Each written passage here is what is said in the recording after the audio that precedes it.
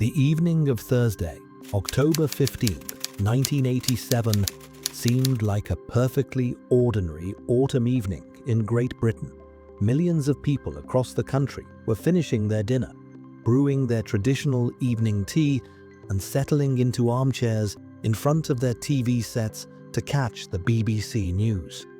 At 1825, Michael Fish, the nation's most recognizable and trusted weatherman, appeared on the screens.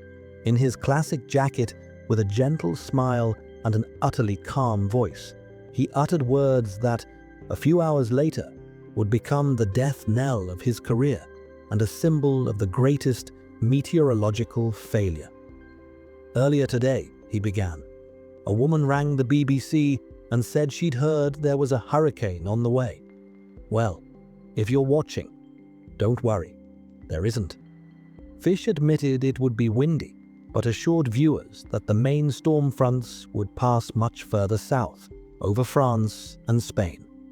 This phrase lulled an entire country into a false sense of security. Britain at that time was a place where faith in scientific progress and state institutions was unshakable. If an expert on the BBC said everything would be fine, it meant one could go to bed in peace. In the suburbs of London, in the quiet villages of Kent and Sussex, people turned out the lights, unaware that they should have been boarding up windows and moving cars away from trees.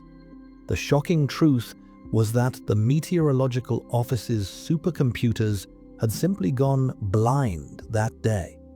A rare atmospheric phenomenon, explosive cyclogenesis, had turned an ordinary low-pressure area in the Atlantic into a weather bomb in just a few hours. While the British saw their first dreams, a cyclone of such intensity that these islands had not seen for over 300 years was racing toward the south coast at the speed of an express train. By 10 o'clock in the evening, barometers in coastal towns began to drop with terrifying speed. The needles were literally off the charts. The air grew heavy, portending something horrific. By this time, Michael Fish had long since left work, and the duty meteorologists began to realize the scale of the disaster. But it was already too late. The information chain was broken. In the era before the internet and mobile phones, warning a sleeping nation was practically impossible. Fish's error became a fatal point of no return. While millions of people slept peacefully in their beds, giant waves were already rising in the English Channel, and the first gusts of wind to reach the Cornish coast began to strip tiles from roofs. The trap had sprung.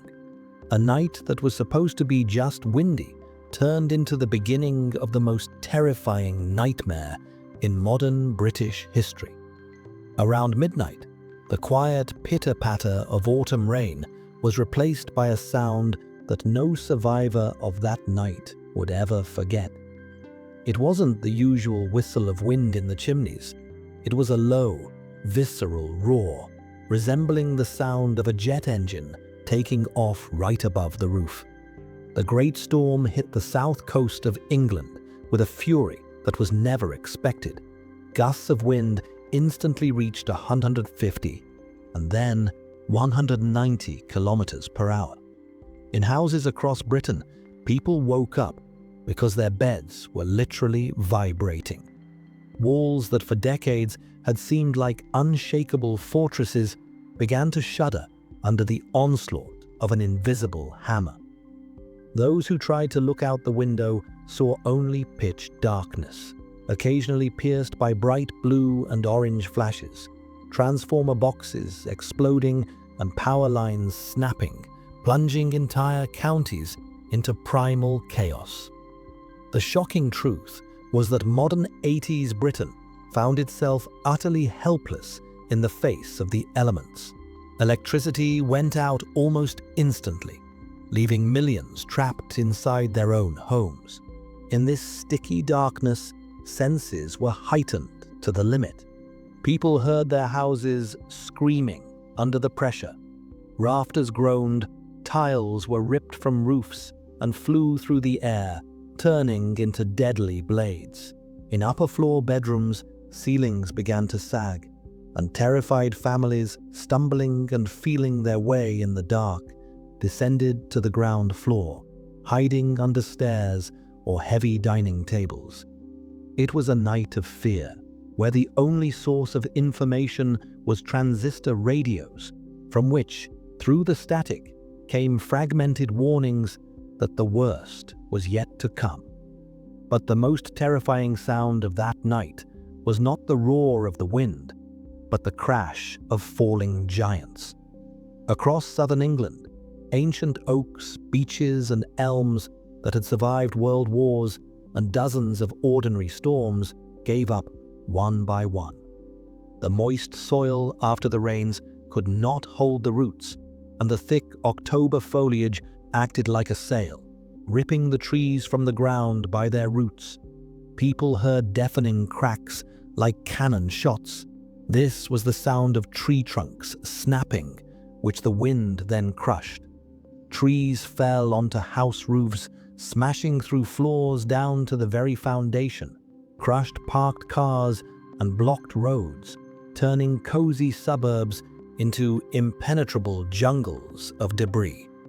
That night, nature cancelled all the achievements of civilization, reminding every Briton that in a battle with the elements, man is but a temporary guest.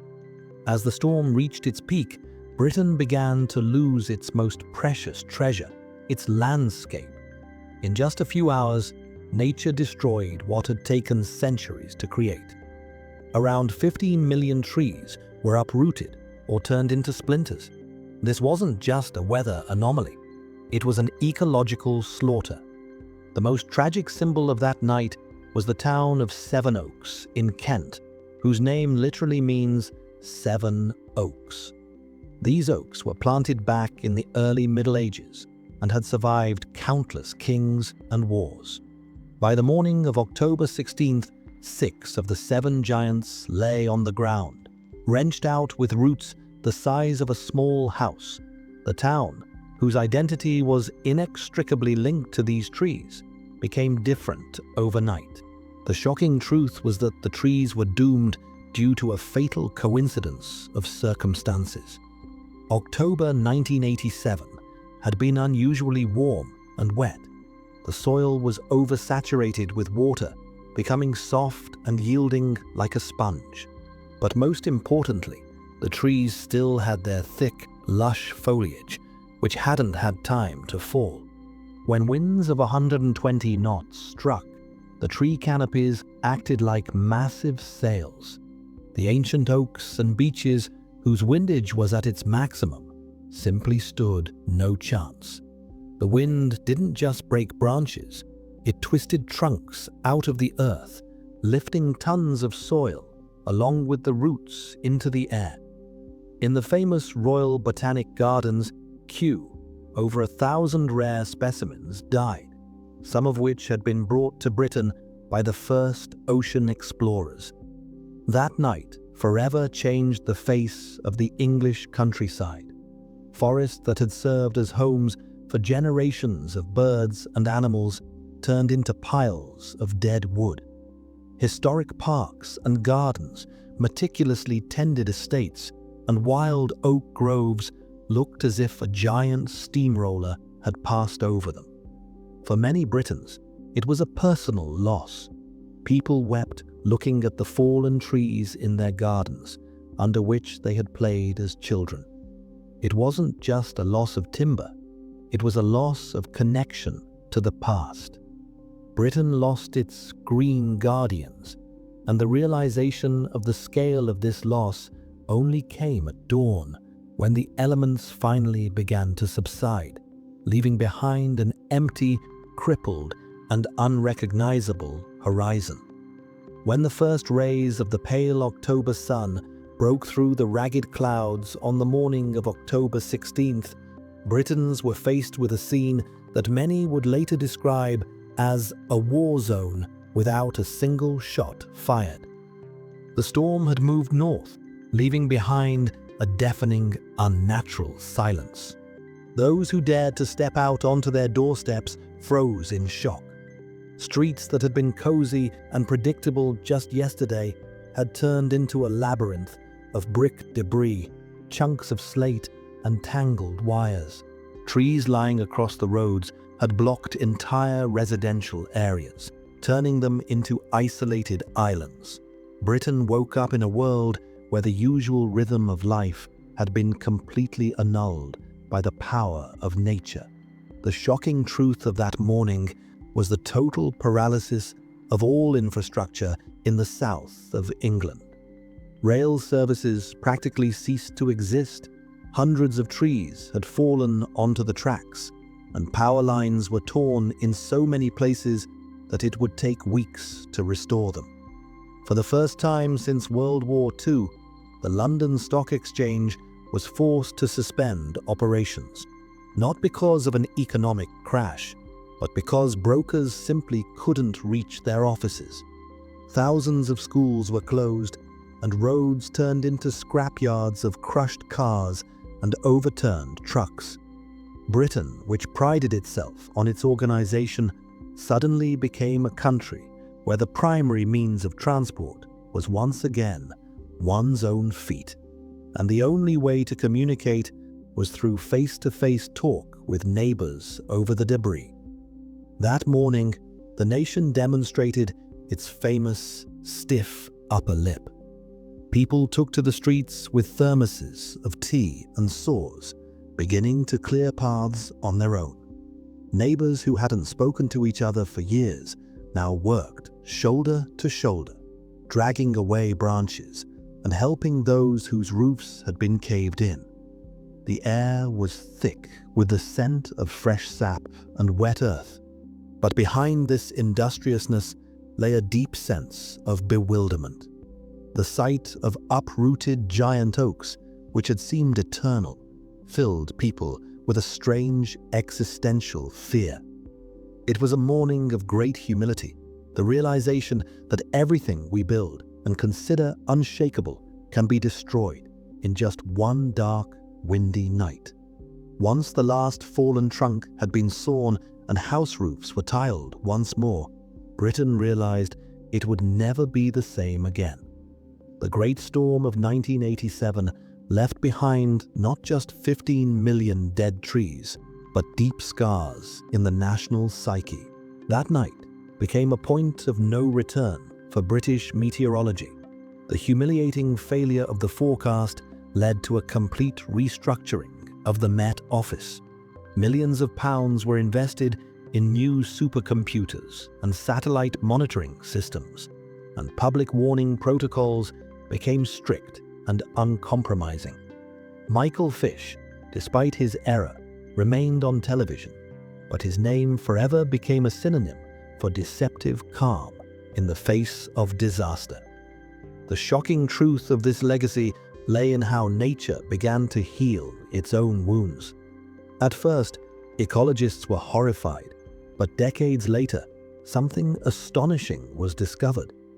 The mass death of old trees gave a chance to younger forests. Light flooding onto the forest floor through the newly created clearings awakened seeds that had been dormant for decades.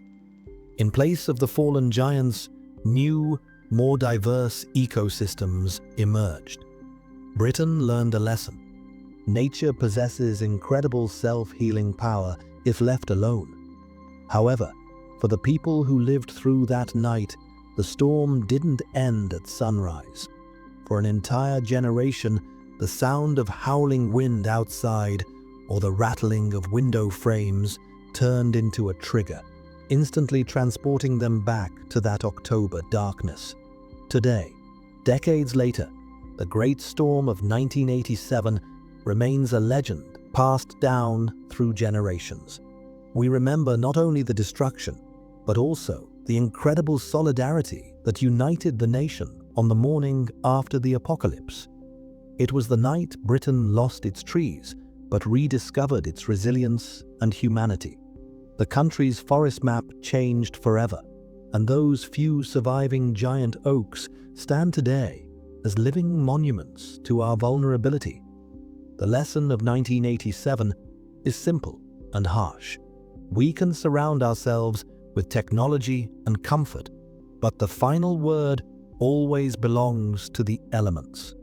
And when the wind begins to pick up strength again, Britain no longer switches the channel. It listens to the sky.